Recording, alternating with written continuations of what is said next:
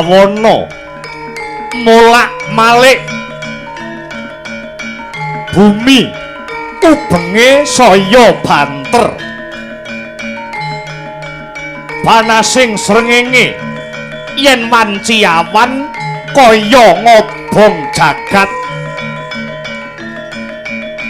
kaya panasing manungsa kang laku nesta watak siya mburu napsuning raga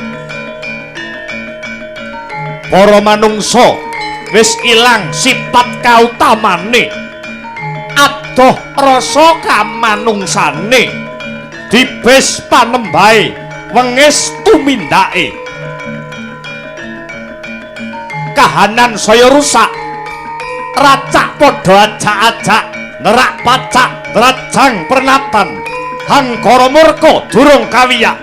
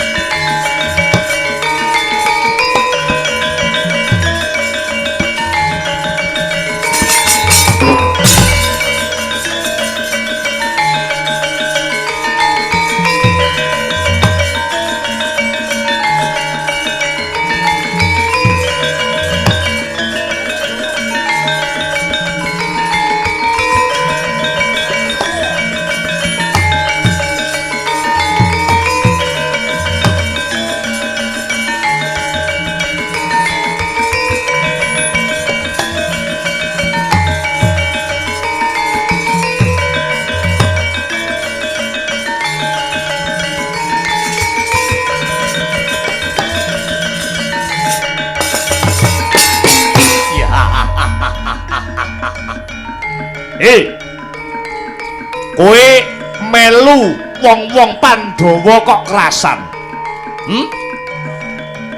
kowe melu Pandhawa kok krasan uripmu kuwi karo para Pandhawa rina wengi mung ditindes becik melu aku urip mubra-mubru ibarat adus banyu madu mingkemo lambemu aku kon melu kowe ora sutah nggonmu ki wis ora ana tembung sing jenenge tembung adil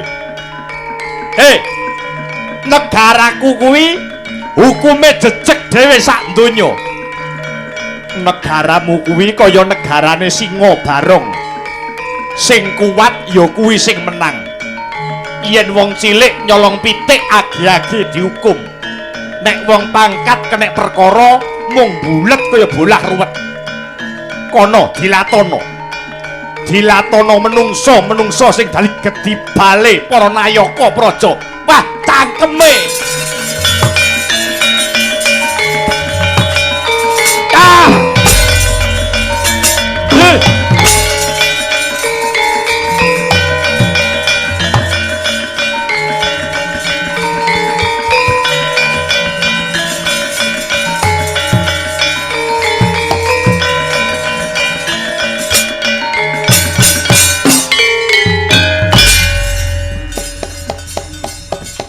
yen silih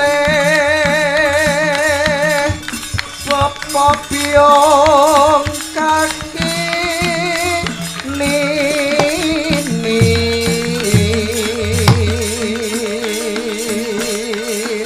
satu lernyang sana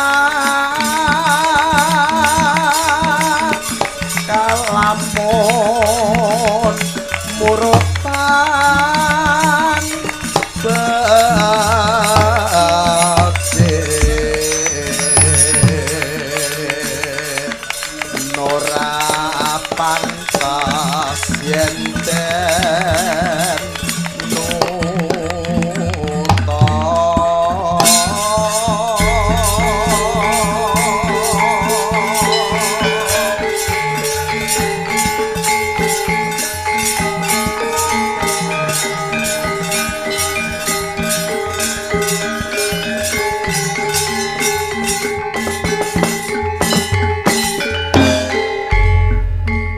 He, anakku, kowe Abimanyu. Abimanyu ya Angka Wijaya. Kowe dadi anake Panengah Pandhawa. Kowe dadi anake Arjuna ya Janaka. Kudu bisa mikul dhuwur mendem jero asmane wong tuwa.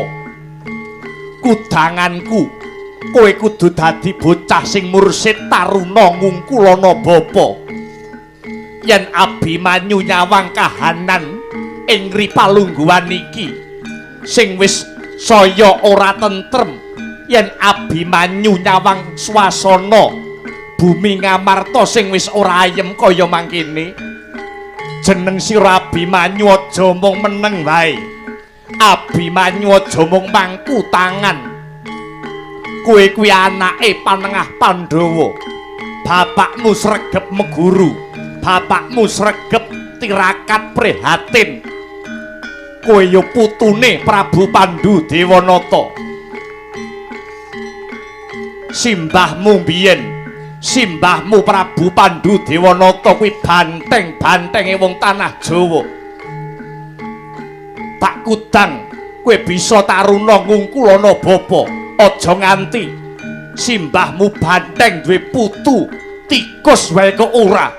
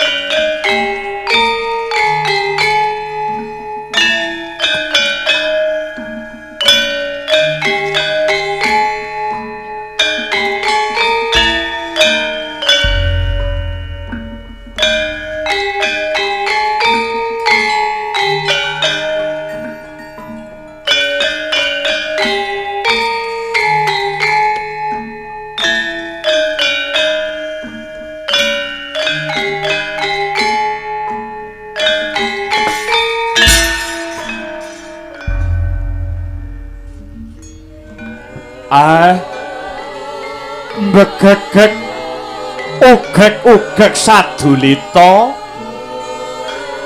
hemel lae ndara kula Raden Arjuna, ndara kula punika ingkang peputra Raden Abimanyu, ndara Abimanyu, ndara Angka Wijaya,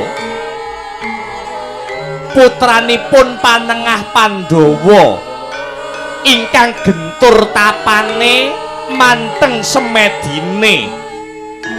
Lah kok sakniki kula sawang bendara kula ndara Abimanyu kok sajak gembol perkawis ingkang boten enteng. Gus, sumangga kula aturi paring dawuh dhateng keng abdipun Semar Badranaya, Den. Semar menika dhateng jagat dikudrataken dados pamong. Pamong duweni kewajiban momong marang bendarane. Semar dhateng jagat raya ugi dipun kudrataken dados batur. Sinten ngertos tutur kula, sembur kula saged ngudari reruwet madangaken pepeteng handika ndara Abimanyu. Suwawi kula aturi paring pangandikan, Gus. Kyai, Kyai Semar Badranaya. Wonten dawuh Blaka Suta blak kutang terus terang Kyai. Ora ana sing tak pikir, ora ana sing tak penggalih. Kejaba mung kahanan Madyapada ing ripalungguhan iki. Kyai Semar, jagate kaya horeg, bumine geter, hawane panas. Ngendi papan ngendi panggonan anane mung gegeran. Dredah munggahe panca bakah. Beda agama dadi sulaya, beda panemu dadi padu, beda pilihan padha gontok-gontokan. Kang sarta Kyai, akehe bencana alam kang animbrung jagat raya iki, ketitik kahanan Madyapada saiki lagi ketaman pagebluk Mayangkara. Awising boga kelawan wastra. Yen aku nyawang kahanan Madyapada kang kaya mangkene, Abimanyu kang dadi tarunaning negara, kang dadi satriya-satriyaning bangsa, aku kudu tumindak kepiye Kyai Semar?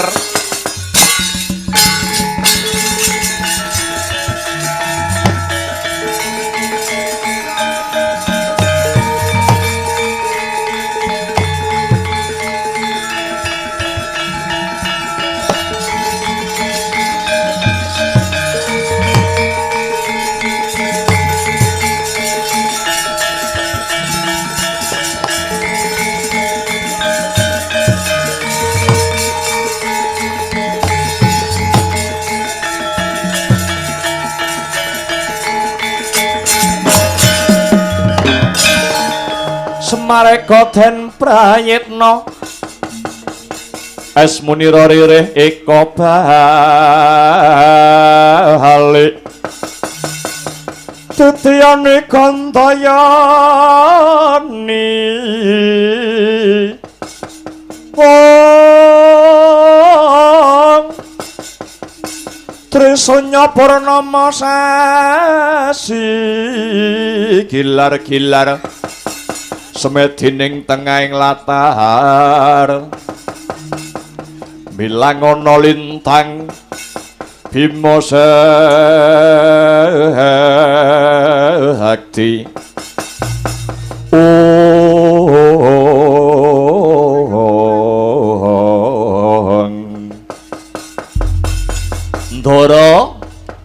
Ndara kula Raden Abimanyu leres pangandika panjenengan. Jagat niki pun kebak dahuru. Kedaya saking jagat sing wis sepuh, donyane sing wis rapuh. Enten napa to kok pendak dina jagat niki isine kok mung ruhara? Jalaran kathah umating Gusti ingkang sampun kelangan telung rasa. Dahuru utawa ruhara kang animbrung jagat raya iki disebabake saka jalma manungsa sing wis kelangan telung rasa Kyai. Inggih. Kathah manungsa sing kelangan telung rasa, ing antarane siji kelangan rasa kamanungsan, angka kalih kelangan rasa katresnan, angka 3 kelangan rasa kabangsan utawi kebangsaan den. Banjur jlentreh kang sarta maknane kepiye wa Semar? Setunggal kelangan rasa kamanungsan. Cobi sakniki jenengan pirsani. Wonten paribasan sak galak-galake macan ora ana sing kalu mangan marang gogore dhewe. Tegese macan niku galak, ning sak galak-galake macan tetep ora mentala mangan marang anake dhewe, kosok baline manungsa. ing atase anake dhewe tedhak turune dhewe niku meksa dipateni. Niku jenenge menungsa sing wis kelangan rasa kamanungsane. Kathah to bayi dibuang karo wong tuane. Kathah to anak meh dipateni karo wong tuane. Ana to wong tuwa dipateni karo anake. Niku jenenge manungsa sing wis koncatan rasa kamanungsane. Mangkono Kiai. Nggih. Angka kalih kelangan rasa katresnan. Rasa katresnan dhateng mriki sanes katresnane wong lanang kalih wong wadon, nanging katresnane padha-padane umate pangeran. Jaman saiki eneng perkara sithik dadi gedhe. Kriwikan dadi grojokan, gojekan dadi tangisan. Kalamun ana perkara ora gelem ngrampungke perkara mau kanthi ademing pikir lan kanthi rasa sing semeleh. Ning sing dioyak mung murkane hawa. Lah ingkang pungkasan Gus. Sing pungkasan jagat menika kebak ing dahuru lan bencana alam. Awit manungsa angka 3 sampun kelangan rasa kabangsan.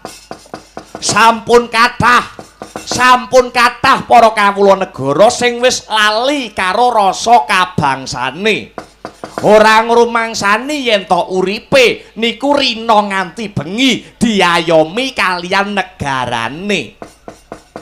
Iya wa Semar, pancen bener apa sing dadi kandhane Kyai Semar Badranaya. Pramila Raden, menawi panjenengan Ndara Abimanyu kepengin jagat niki saged ayom-ayem tentrem, panjenengan rewang-rewangi nggih Gus, meminta nugrahaning Gusti ingkang akarya jagat, nyenyuwun marang purbaning Gusti supados jagat niki saged waluya jati temah nirmala Den.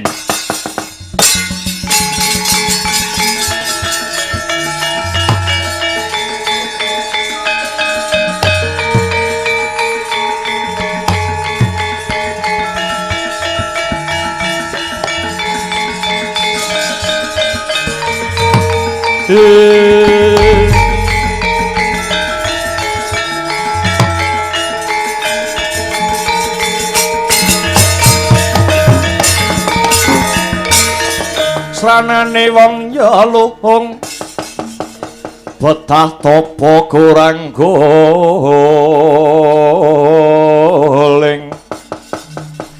helinga solah jatmiko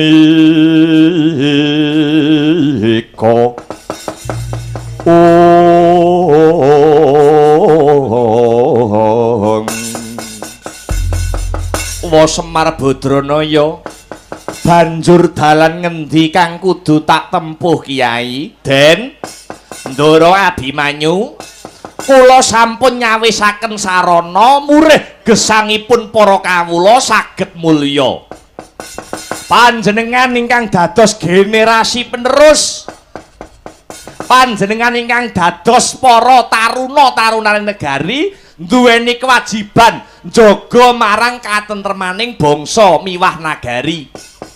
Ndara, kahanan badhe ayem menawi calon pangarsa utawi calon pemimpin negara saged gayuh nugrahaning Gusti ingkang sakmangke sampun tumurun winastan wahyu cakraning ngrat ingkang dados simbol wahyuning keprabon. Ndara, wahyu cakraning ngrat kang dadi simboling wahyu keprabon. Nggih Kyai Semar, mokal yen Abimanyu bisa ngantukake wahyu kasebut. Nyatane aku saiki krungu kabar kang sumebar pawarta kang warata. Jarene wis akeh para putra bangsa, putrane para panguwasa sing padha kepengin ngentukke wahyuning keprabon ingkang winastan wahyu cakraning ngrat kuwi mau Kiai. Den, sampeyan aja jirih getih wedi ing mati. Sing wenang milih niku wahyune sanes menungsane. Senadyan sak mangke sampun kathah para nom-noman sing padha nggayuh wahyu ning durung karuwan. Durung karuwan saged kuat utawi kuwagang nampa wahyu keprabon wahyune ratu ingkang winastan wahyu cakraning rat kala wau Gus mangkono Kiai. Nggih. Nek miturute Semar sing liyane do ngetok-ngetokke kepengin gayuh wujuding wahyu cakraning rat pun monggo ora usah digagas. Ning nek miturut pamrayogi kula sampeyan Ndara Abimanyu malah nindakaken namur laku tegese nyamar. Sak rampunge nyamar jenengan nglakoni tapa ngrame munggah gunung mudhun jurang mlebu karang padesan nglakoni blusukan Ndara. Mbantu sok sinten kemawon ingkang butuhaken bantuan jenengan badhe kula dandani wujuding brahmana utawi pendhita jenenge disalin mboten Raden Abimanyu ning Pandhita Begawan Madu Brangta.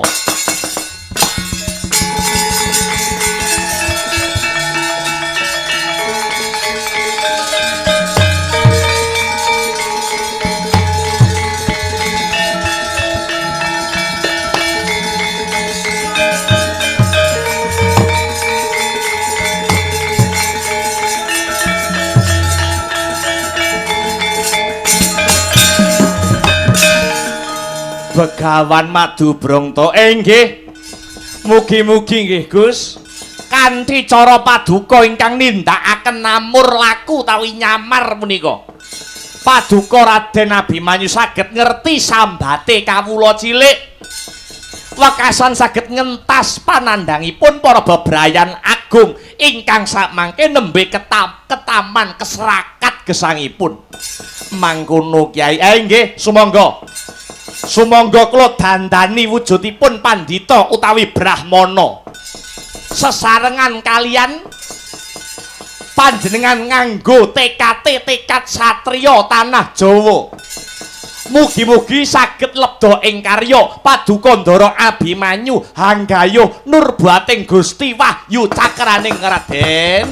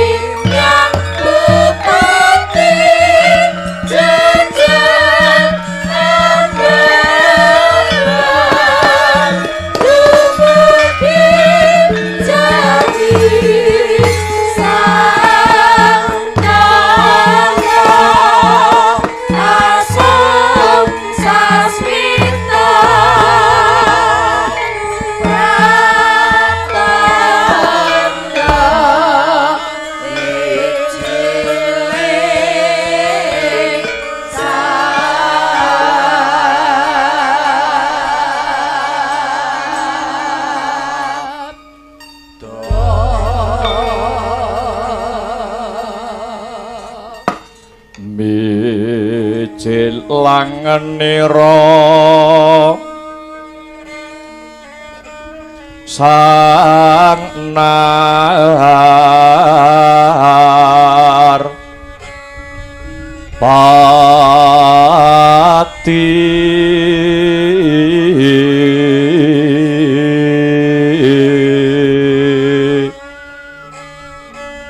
lampah hiro alon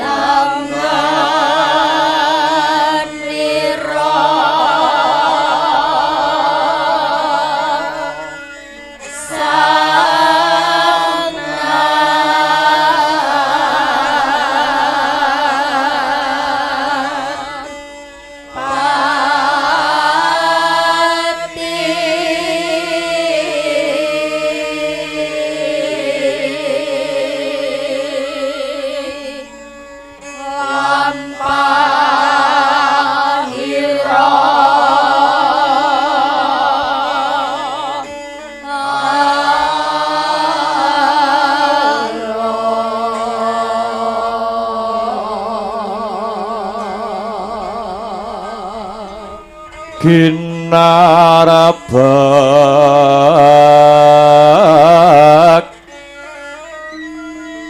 badaya yuwarna nira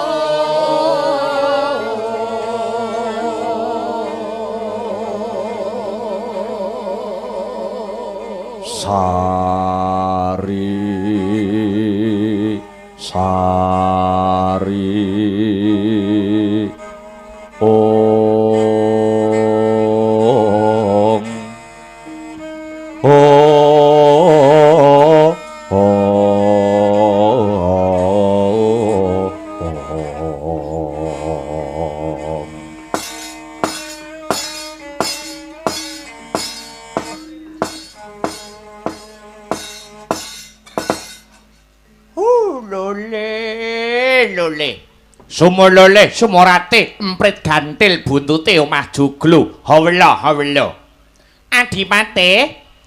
Adipate Harya Sengkuni ana dawuhmu apa Kakang Mrubaya ing Sukalima Kakang Pandhita Durna mestine Adipate tanggap ing sasmita Galamun to sesembahane wong sak negara Ngastina angger anak Prabu Duryudana ripalenggahan sak mengko beda karo adat saben beda karo adat lupiya iya Kakang lah salah syukur yen siya ditanggap marang swasana iki jalaran waton siniwaka aning sitinggil negara Ngastina panjenengane kersa enggal paring pangandika ngrumpaka piye carane supaya negara Ngastina bisa luwih maju ketimbang sing uwis-uwis nanging Dipate nanging katone dina iki beda Dina iki beda karo adat saben kok Dipatih. Nganti bingung nggonku gagapi. Apa to jane sing dadi kersane anak Angger Prabu Duryudana ki apa? Wiwit mau nganti saiki pijer meneng wae. Lah ngene iki nak sing didayoi meneng wae, sing dayoh ora bingung. Jajal. Pandhita Durna, Adipati Harya Sengkuni, Angger Narpati Ngawangga, Karna Basusena. Kabeh ki ra nggur mertamu, merdayoh ana ngarsane anak Prabu Duryudana. Sing didayoi meneng ae. Dayohe ora bingung Dipatih. Lah iya to, Kang. Anek nganti ngene iki aku ya melu bingung, aku ya melu judeg. Kira-kira apa ana sing dipenggalih karo anak Prabu Duryudana ya Kakang Rubaya?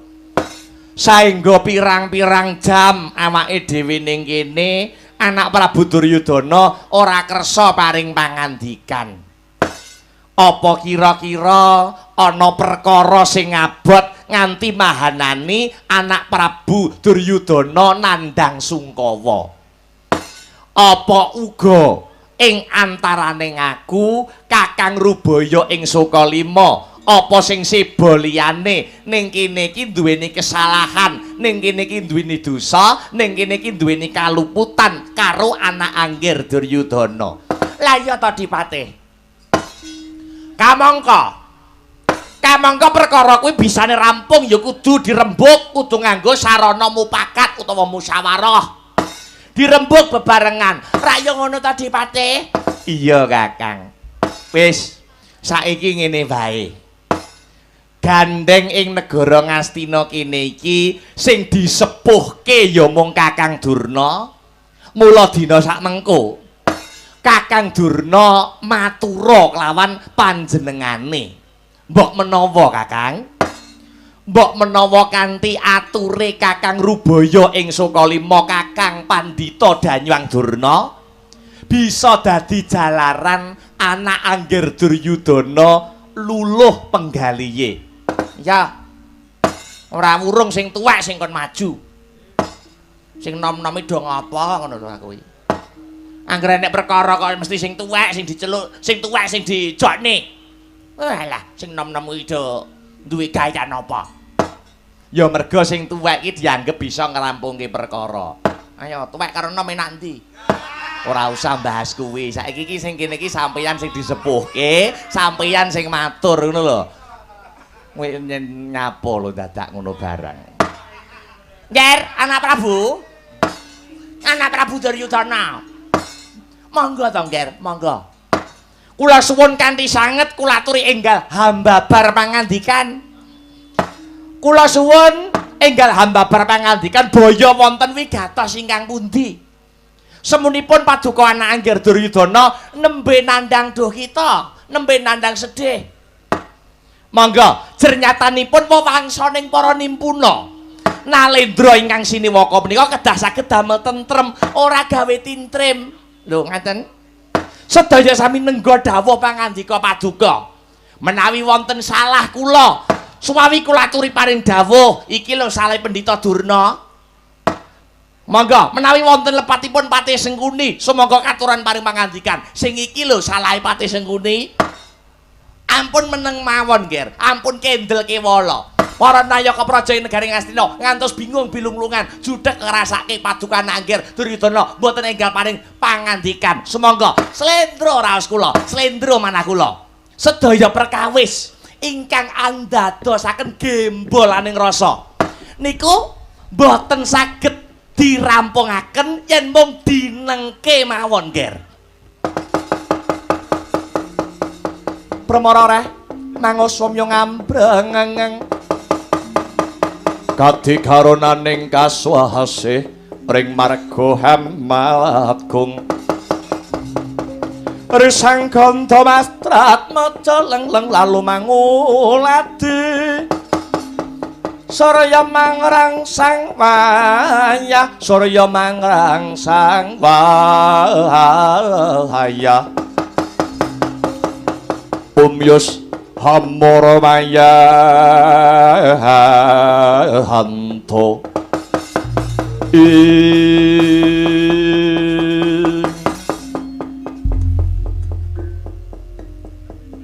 kula tak takon kalih sampeyan kabeh. Perkawis napa, Nger? Masalah napa? Wonten problem napa? Blonjo utawi bayaran sing kula paringke teng sampeyan kabeh pendak sasi napa tasih kirang. Pendak sasi nampa gaji saka negara. Pendak taun diundhake bayarane. Nanging kabecikan sing kula tandur teng sampeyan babar blas ora ana undu-unduane. Wah, lah iki. Nek wis perkara dhuwit iki nyat angel kok. Nyat gawat iki perkara dhuwit iki. Rombongan iso bubar nggo perkara loro. Siji perkara dhuwit, loro perkara jerone jarik. Lah iki lho. Iki sak nomer iki. Lah ya to Dipate. Panjenengane kok saged ngendika kados mengaten niku jane enten napa ngangge dasar napa nganggem wewaton menapa? Panjenengan Bapa Durna Patih Sengkuni Kakang Karna Basusena leh ngabdi dhateng Duryudana niku jane tulus lair tekan batin napa mboten? Kirangipun menapa? Kirangipun punapa anggenipun pun bapa ngabdi dumateng Praja Ngastina. Prasasat panjenengan perintah ngaler, Durna nggih ngaler. Panjenengan perintah ngidul, Durna ya ngidul. Napa mboten kemutan nalika lelampahan Dewa Ruci kepungkur? Lakon Dewa Ruci rumuhun. Lakon Dewa Ruci niku gayeng. Nek ora percaya, nggo taun ngarep. Oh, wonten. Nalika lampah Dewa Ruci, kula panjenengan utus pripun? Piye carane mateni Bratasena? Ing atase kula niku pendhita ning kula nggih tetep manut perintah saking Paduka Ananggir Duryudana. Bratasena kula jlomprongke, Bratasena kula alapatile, Bratasena kula larapaken ken jegur wonten Samudra Kidul ingkang winatan Samudra Minangkabau. Pamrih napa? Pamrih supaya Bratasena mati sadroning banyu. Bratasena kula apusi ken goleki banyu suci Pawitrasari. Ning sejatine banyu suci Pawitrasari niku boten enten. Sedaya niku namung reka dayane Panembahan Durna anggenipun ngeboti perintah dawuh saking Andika anak Prabu Duryudana. Meneh niku kula perintah ngaler nggih ngaler, kula perintah idul, Durna ya ngidul. Kirangipun menapa, Nger? Bapa Durna, Dalem. kula tak takon kalih sampeyan. Sampeyan dateng mriki niku dados menapa? Dados sesepuh negara Ngastina. Maknane sesepuh Asepe ampuh. tuwa niku tegese Bisa buntu hawa. yen to nyatane Paduka saged ngendika ingkang kados mekaten. Menapa ingkang dados kekarepane Duryudana, menapa ingkang dados gegayuhan kang sarta kepinginane Duryudana? Kula ingkang badhe mbudidayakaken murih kasembadaning sedya. Nanging nyatane angger Duryudana duweni gegayuhan ngene, angger Duryudana duwe kepinginan ngono, ngene, ngono, ning nyatane mboten nate kelakon. Ingkang panjenengan ngendikake jaman sampeyan ngloropke Bratasena kon jegur Samudra Minangkabau. Ing pamrih ben Bratasena mati, ing pamrih ben Bratasena dumugine pecah. Ning nyatane nganti saiki Bratasena isih meger-meger urip. Angka kalihipun para dewa anggenipun nurunaken wujudipun kanugrahan utawi wahyu sampun marambah makaping-kaping. Jare sampeyan pendhita Durna pendhita ing Sokalima niku pendhita limpat seprapat tamat dadi gurune wong sak jagat. Pandhita sing pinunjul winong wong ing dewa cinaket kelawan Jawata. Nanging kenang apa wiwit biyen nganti natik menika Praja Ngastina babar pisan durung nate kecondhoan kanugrahan wahyuning dewa.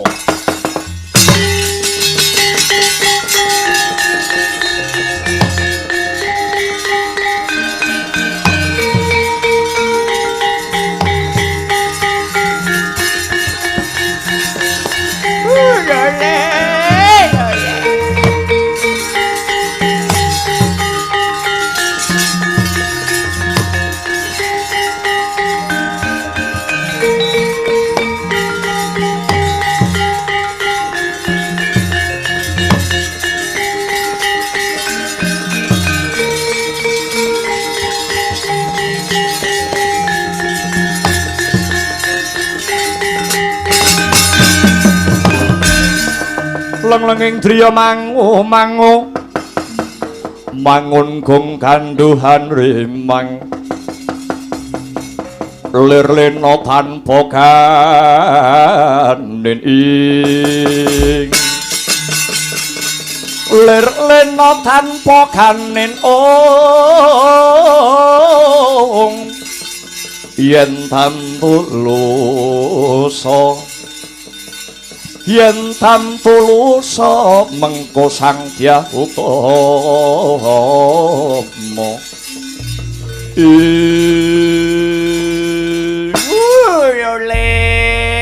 lole sate gule enak rasane sinden ayu enak rasane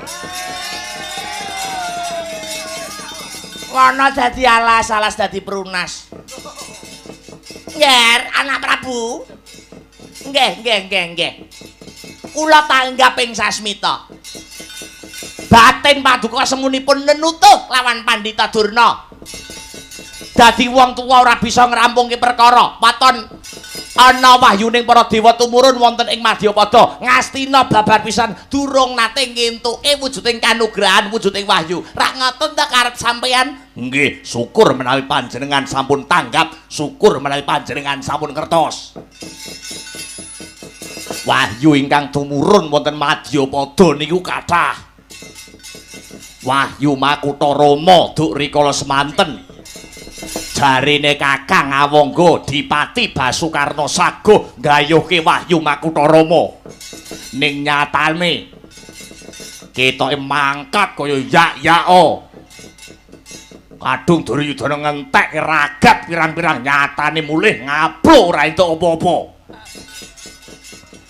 wahyu Makutha Rama malah anggrem wonten ragane Panengapandhawa si Janaka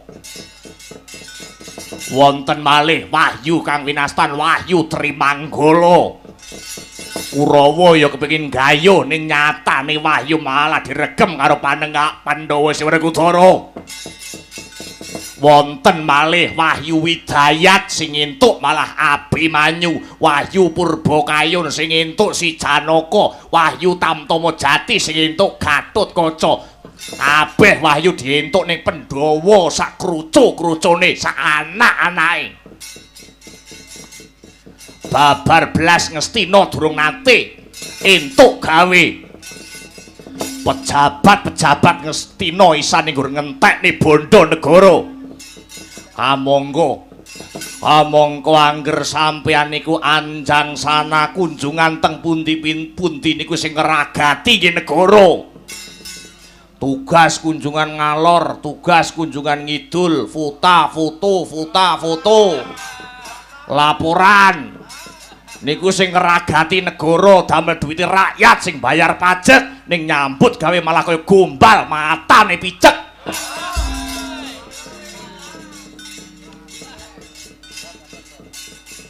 Mang midhangetke Bawadurna telung dina kepungkur Duryudana nampa wangsiting dewa. Wangsiting dewa kula wau kula tampi liwat pangimpen utawi pasupenan. Yen to setitik wektu dewa bakal nurunaken kanugrahan. Badhe ngandhapaken wahyuning ratu wonten ing Madyapada. Ingkang sinebut Wahyu Cakraning Rat. Sok sapa sing bisa nggayuh wujuding Wahyu Cakraning Rat? Benjang keturunanipun tegak turunipun badhe dados Ratu Gung Binetara hanya Krawati hambau denda pindhane kaya bisa ngregem jagat iki mula ing taun iki Ngastina kudu bisa ngukir sejarah anyar mbuh piye carane mbuh piye reka dayane Duryudana gak mau tahu Wahyu Cakraningrat sing dadi simboling wahyu ratu sing dadi simboling wahyu keprabon kudu iso dientukke dening negara Ngastina kudu iso direkem dening para Kurawa lacak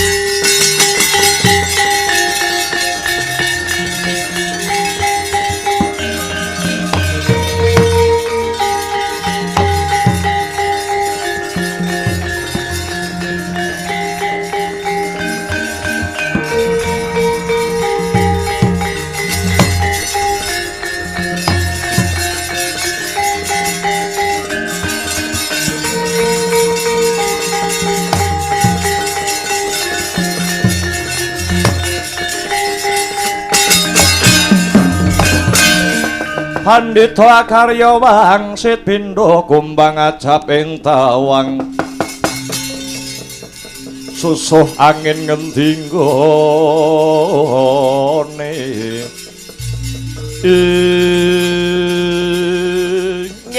nggih badhe kados pundi kemawon kula tetep netepi punapa ingkang dados perintah Paduka Angger Duryudana nyuwun sewu lajeng wangsit ingkang Paduka tampi Wahyu Cakraningrat kala wau badhe tumurun wonten pundi Nger papanipun dhateng pundi papan panggenanipun tumruning Wahyu Cakraningrat Wahyu Cakraningrat badhe tumurun wonten ing wana Krendayana ya alas Krendawahana utawi dhateng pasitran Gandamayit Mila sedaya dhateng Paduka Bapa Panemban ing Sukalima. Piye carane anggone ngungkih cara ngungkih sarana wahyu bisa digayuh dening negara Ngastina. Nger, kados pundi? Sedaya menika kedah ngagem petung sing jangkep kudu nganggo sastrategi, Nger. Apa kuwi? Sastrategi. Apa? Strategi goblok. Ingkang perlu digarisbawahi Nger Wahyu Cakraningrat kala wau ora badhe tumurun wonten alas Krendawahana ya alas Krendayana utawi pasitran Gandamayit lah kamangka Nger kamangka sing nguwasani pasitran Gandamayit niku mboten wonten sanes kejawi namung Tandya Betari Durga ya Sang Pramoni supados niki mangke saged rancak lan gampil Paduka Angger Duryudana kedah sambat lan nyuwun bantuan kalian sing bau reksa pasitran Gandamayit kala wau menawi panjenengan anak Angger Duryudana kersa sambat kalian Betari Durga tartamtu Ngastina niki mangke badhe ngukir sejarah anyar Ngastina bisa kecondhokan kanugrahan Wahyuning Ratu Wahyu Cakraningrat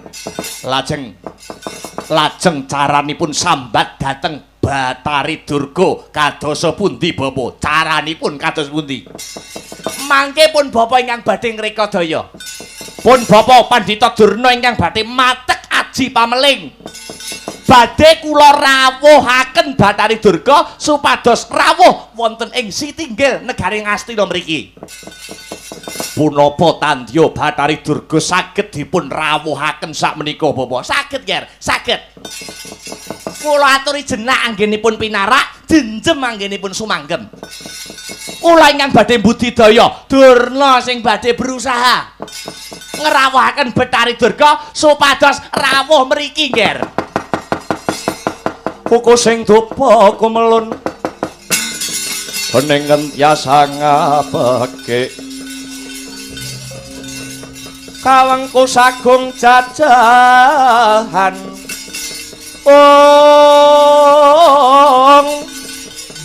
nanging sanget iki pisang resi kaneka putra kang hanjok saking wiyati Pandita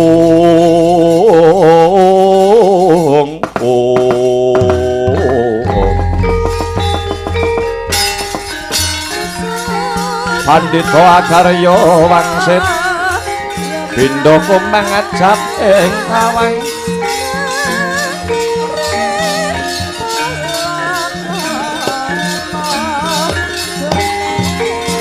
susung angin ngenting gone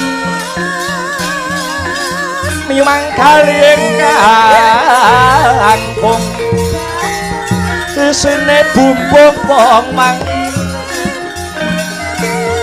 ong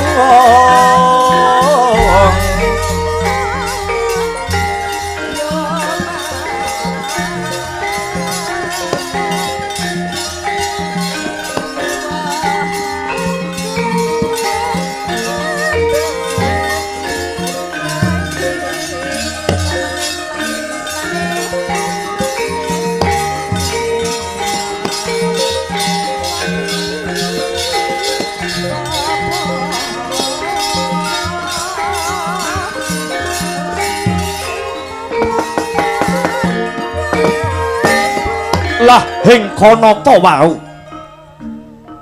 sedakap saluku juga nutupi babahan hawa sanga sang panemban Begawan Durna mandeng pucaking grana anut marang giwaning kekayun kayung-yun hangayati ayaning Parutama kaya mati sajroning urip urip sajroning pati liyep layaping ngaluyut pindha pecating supena sumusuping rasa jati jatine sang Kumbayana matek aji pameling nering Sedyarsa hamuter giling panguwasa ing wana Krendayana ya ing pasetran Gandamayit risang Batari Durga ya sang Pramani dasare Pandhita Durna jejering Brahmana kang winong wong ing dewane pramila sak kedheping netra sak gebyaring caleret tandya Batari Durga wis prapta haning setinggil praja Gajahhoya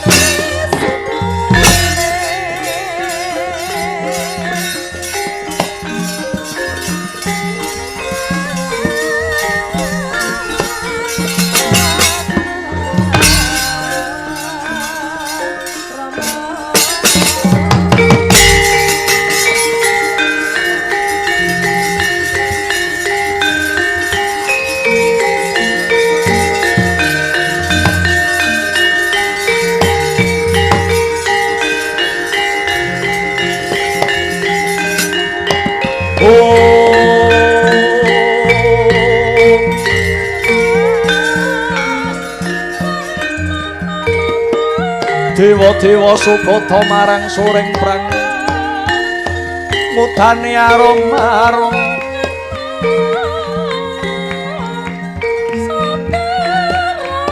ngendhan wing awiyat Narada ngebalani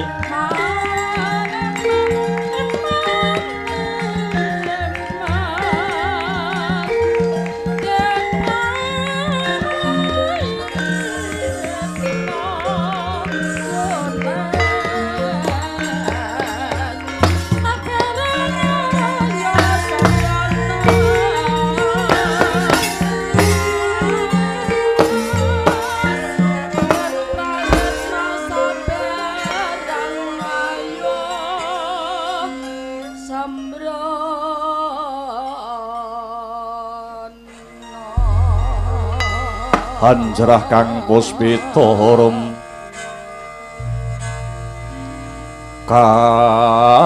kasiliring samirana mbre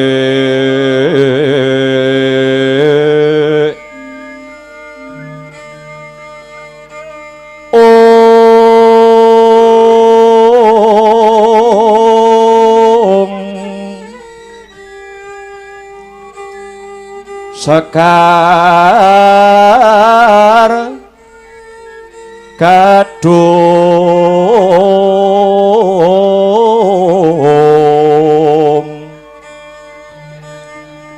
ko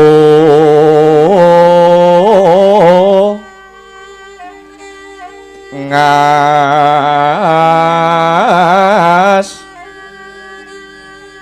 gandanyo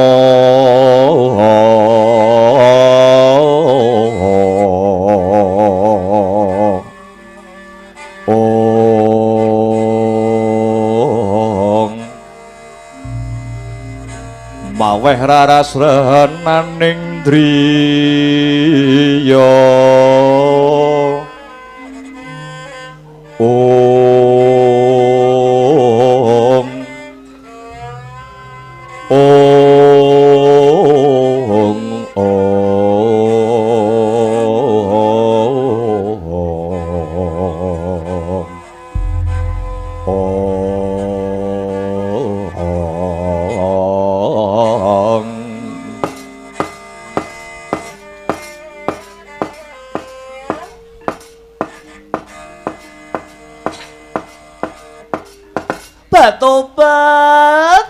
Tobat aja gawe kaget atimu aku sing teka Duryudana krana anggone panemban Begawan Durna matek aji pameling prasasat kaya pinetek talinganing Bathari Durga tumuli mak brabat aku prapta ana ing setinggil negara Ngastina iki ya ampun eneng apa Duryudana eneng apa cah bagus pripun Bapak Durna pripun niki? Sumangga kula aturi paring dawuh sing las mawon, sing cong.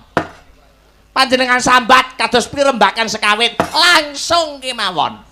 Ndang sambat, ndang curhat, napa-napa niku nek nyuwun dhateng Bathari Durga. Niku mesti akeh kelakone. Ngoten? Jalaran napa? Jalaran niku akeh wong sugih-sugih niku angger sambat Bathari Durga, kathah hasilipun, kathah berhasilipun, Ken. Sapa ae angger pengin sugih, pengin sukses, hubungi kontak person Tandio Bathari Durga.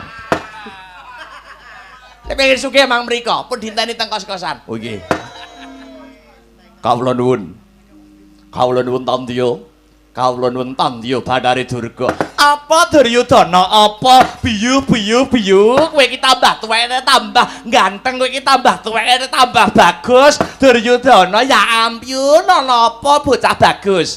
Saderengipun kula ngaturaken sembah pangabekti kunjuk Tandio Bathari Durga. Iya Duryudana, ya wis ndak tampa gawe bombong Birawa jroning nala.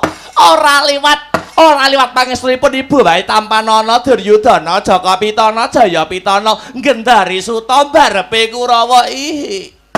Inggih. Sampun kula tampi. Sampun kula tampi tangan kula kalih kapetekaken wonten ing Jojor meketing Wardaya miwah ana daging kayuanan. Mboten langkung sumangga kula aturi lenggah ingkang prayogi.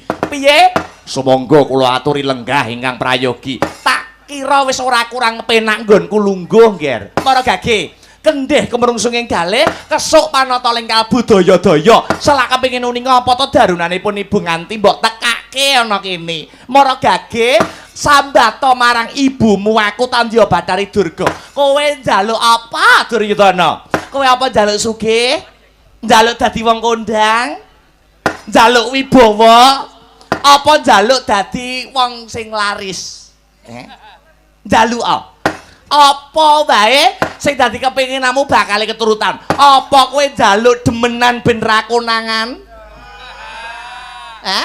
Tartamtu ibumu Tandio Bathari Durga mesti bakal bisa nyembadani, mesti bakal bisa nuruti. Matura Duryudana. Nggih, nyuwun sewu. Njaluk apa? Ilangan rasa durga masa gurugi. Rikeh Kang Sarta Pekiwu. Nggih, mugi kawuningan. dewa sampun paring wangsit dumateng Punduryudana. Bilih dewa badhe ngandhapaken kanugrahan ingkang sinebut Wahyu Cakraningrat. Heeh, Cakraningrat bakal tumurun ana wilayahku. Ya kuwi ana ing pasitran Gandamayit. Wangsit sing mbok tampa rak ya ngono to? Iya ora? Inggih. Piye Dridana? Apa kepengin ngentuke wahyu kanugrahan sinebut? Hah? Inggih. Kanjeng Ibu. Awit selamining gesang slamining Duryudana urip Ngastina babar belas durung nate kecondhokan kanugrahan. Saben-saben ana kanugrahan sing tumurun sing ngentuke lupute Pandhawa ya anak-anak Pandhawa. Napa kira-kira paduka Kanjeng Ibu Tandya Bathari Durga saged nuruti menapa ingkang dados pesambatipun Duryudana? Kula kepengin Duryudana duweni gegayuhan. Cakraningrat Wahyu Keprabon saged cumondhok wonten ing negari Ngastina. Hangut darit yastra riwut Urawati rawat wawati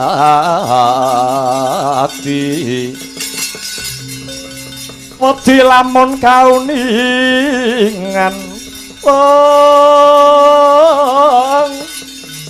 mring sang hambek humawati tanwandi binarati bloko kacurnan kang hambek juti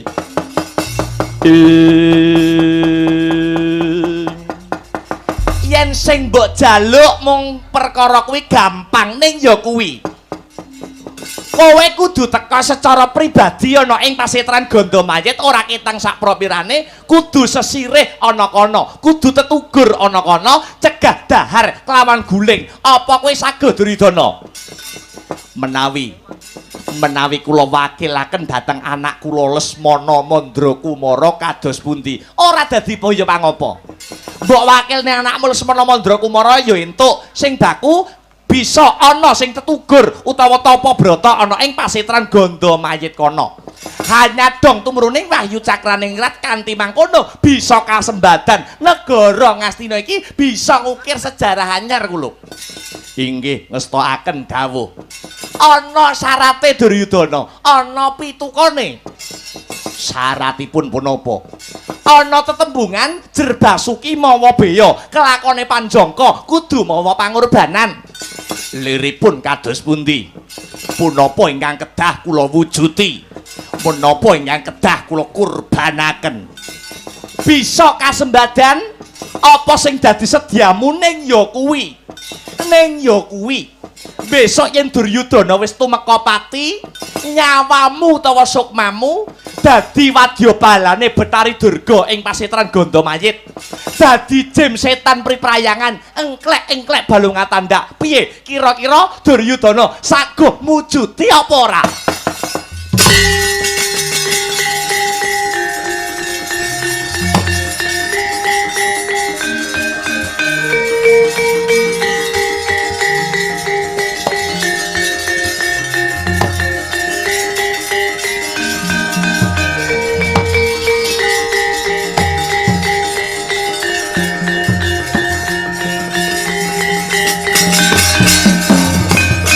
Sinokarta mritarta tambuning utama titi tetep dadi pangobaning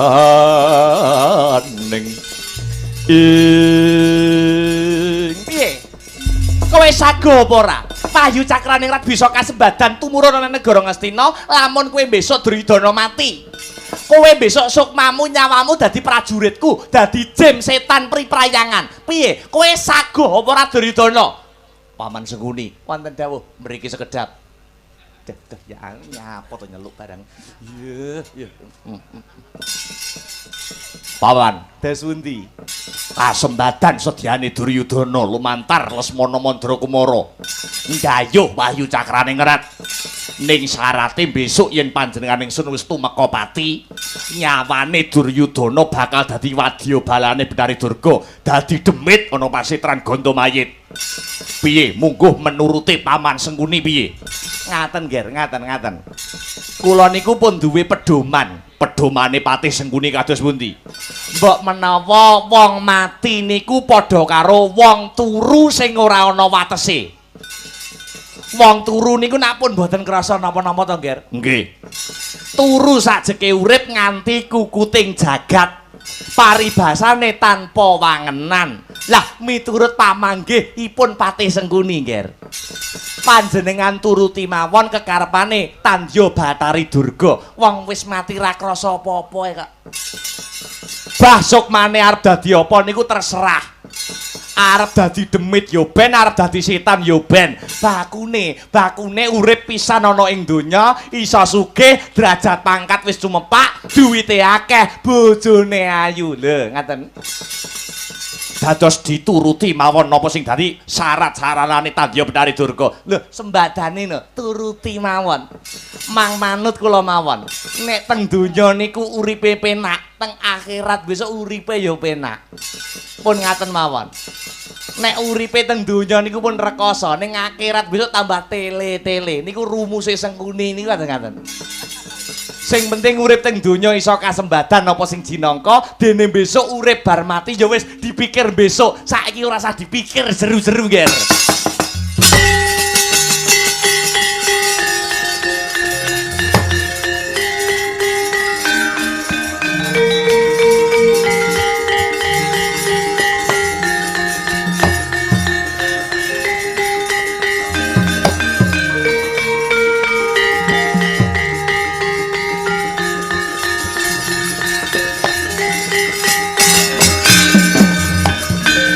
Duryudana saguh apa ora? Inggih. Inggih piye? Duryudana sagah. Kula condong kang sarta rumajang kalian gagasanipun Paman Sengkuni.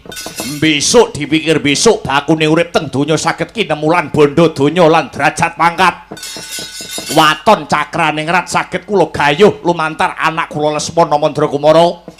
Nyawa kula badhe kula udhakaken dhateng panjenengan Tandya Bathari Durga. Tak sekseni ucapku Duryudana.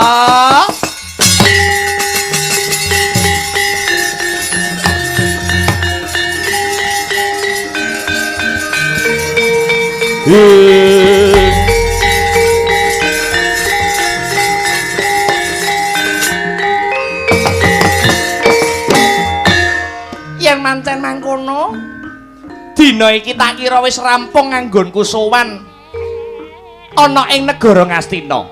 Aku bakal njaluk pamit ya Duryudana. Dina samangka pun ibu kang bakal tata-tata murih kasembadaning sedya. Anakmu Raketang Sedela Silesmana Mandrakumara kudu sesirih ana ing alas Krendayana ya pasitran ganda mayit. Inggih. Ngestokaken dawuh. Tumuli ibu nyuwun pamit ya kula Duryudana. Sumangga kula dherekaken Kanjeng Ibu. Mugi-mugi menawi Wahyu Cakraningrat sampun diregem kalian para Kurawa, Wahyu Cakraningrat saged sumandha wonten ing negari Ngastina. Mugi-mugi Duryudana iso tambah kuncara Hanjayeng Bawana, anggenipun dadi ratu ngenyam kawibawan dhateng negari Ngastina. Satemah Duryudana bisa ngrangsang jagat menika Tandya Bathari Durga.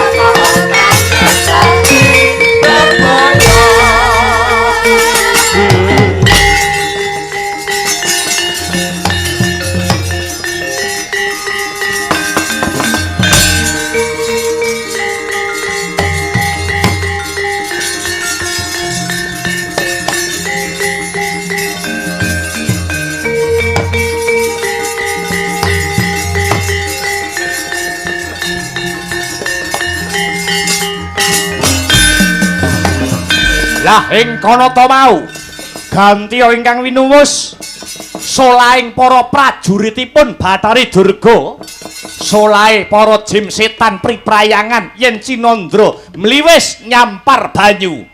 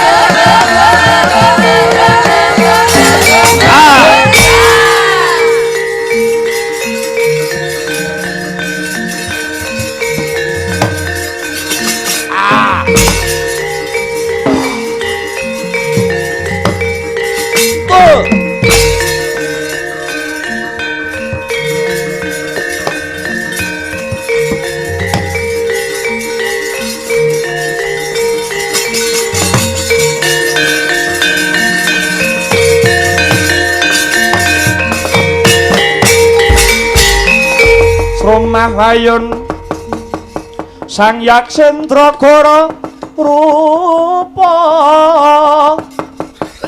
mangsos kadyangen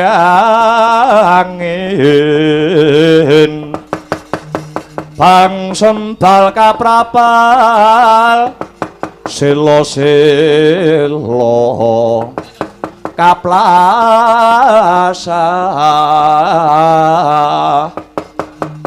satulu mayu mangungsi kagiat kagodha kang jaga bumi Hindu Brasta kula wonten dawuh Kanjeng Ibu Tandya Batari Durga. Piye kowe nyeluk aku apa? Kowe kok nyeluk aku ibu lho. Kowe wis tak omongi lho. Nek ning ngarepe wong akeh kowe nyeluk aku ibu ra apa-apa, ning nek adep-adepan biasa kaya ngene iki ora usah nyeluk aku ibu. Gemes aku tak prekes lambimu lho kowe. Ayo nyeluk ibu neh. Mboten sayang. Lah ngono lho.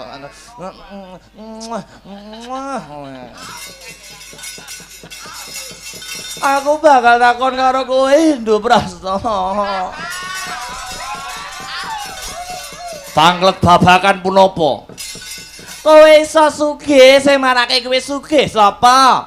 Panjenengan sing marake kula dados sugih. Kowe iso dadi ratu sing iso ndadekne ratu kowe sapa? Panjenengan. Kowe iso korupsi ora konangan sing ewangi sapa? Inggih jenengan. Kowe iki pancen tak bedakan dari yang lain. Kowe kuwi serba tak spesial nih. Apa bae kepinginanmu bisa keturutan. Apa bae sing dadi gegayuhanmu bisa kasembadan ning ya kuwi ana syarate, kowe sesideman karo aku, kowe delik-delikan karo aku, kowe bisa sugih kecah Raja Brana kinemulan kamulyan ning jroning seminggu 3 bengi kowe kudu ngeloni aku ngono. Inggih. Saiki aku arep njaluk tulung nang Pian. Pripun? Aku arep njaluk tulung nang Pian. Inggih, punapa ingkang kedah kula bantu? Kowe rak duwe wadyabala pirang-pirang. Inggih. Klebu sing merongos ning mburimu kuwi.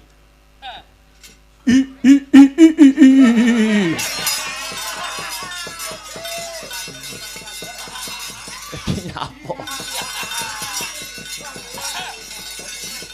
Siagakna kabeh prajuritmu. Kupengen alas Krendayana. Kupengen pasitran Gandamayit. Kupengen ana kabeh sakiwa tengening alas. Wong jaban rangkah ora kena mlebu alas Krendayana. Kejaba mung wong-wong saka negara Ngastina. Wakil saka negara Ngastina ora ana liya kejaba mung Atmajendra negara Ngastina. Ya kuwi si Lesmana Mandrakumara. Yen iki mengko mung si Lesmana Mandrakumara kang mapan ana jroning alas, gelem ora gelem, Wahyu Cakraning Rat bakal cumandha ana ing Lesmana Mandrakumara. Merga kodrate pancen kaya mangkono. Ya kuwi Wahyu Cakraning Rat tumurune ora ana papan liya, ya mung ana alas Krendawahana, ya ana ing pasitran Gandamayit. Nuwun inggih, ngestaken dawuh. Paham? Paham. Bagus ki enggal dibudalke. Dikupeng ubeng alas Krendayana ora ana sing entuk mlebu kejaba mung wakil saka negara Ngastina. Nuwun inggih, ngestaken dawuh Tandya Batari Durga.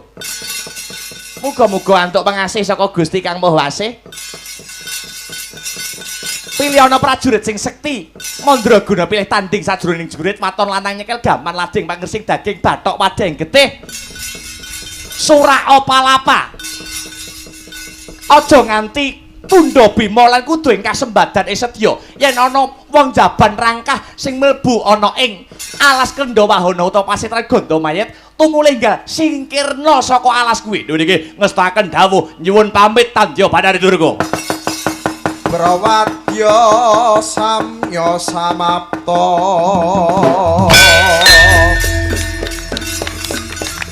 wasyaga arsa anggelar bari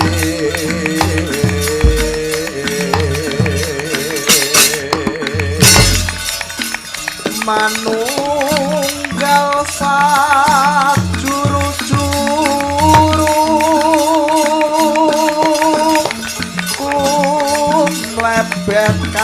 bandera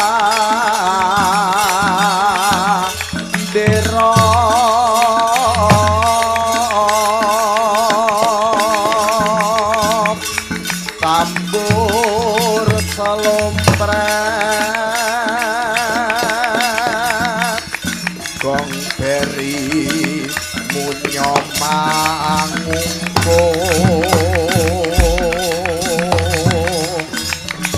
Brawasya bala palapa manunggal sidralu mare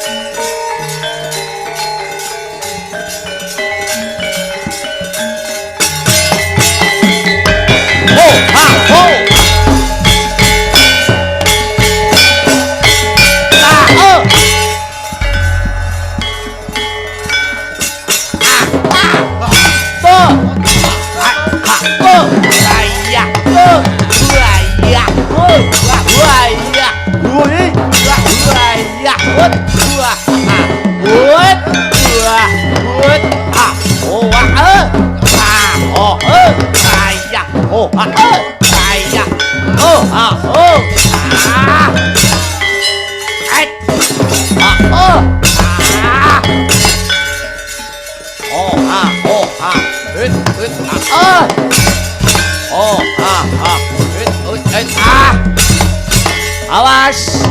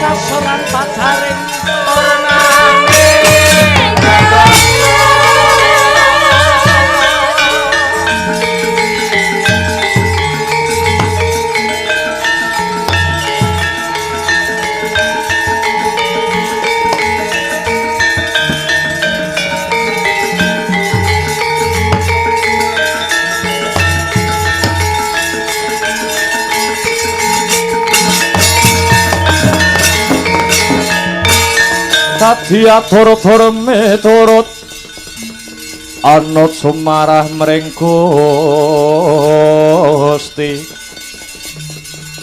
dene Sidi Miwang Utama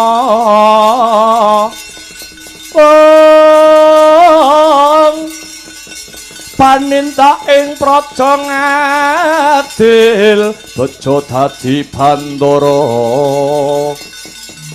Rina rapan mring pro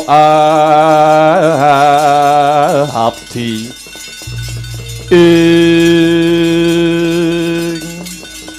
sawergung asirah janmo mangsa baranga bapa pandhita anggenipun nganti anak kula Lesmana Mandra Kumara minangka dados sasaraning Wahyu Ratu. Inggih, Nger. Kula ingkang badhe momong dhateng Kang Putra supados saged dados sarana tumedhakipun wahyu cakraning kerat. Paman Patih Harya Sengkuni wonten dawuh, Nger. Sampun ngantos wedi kangelan.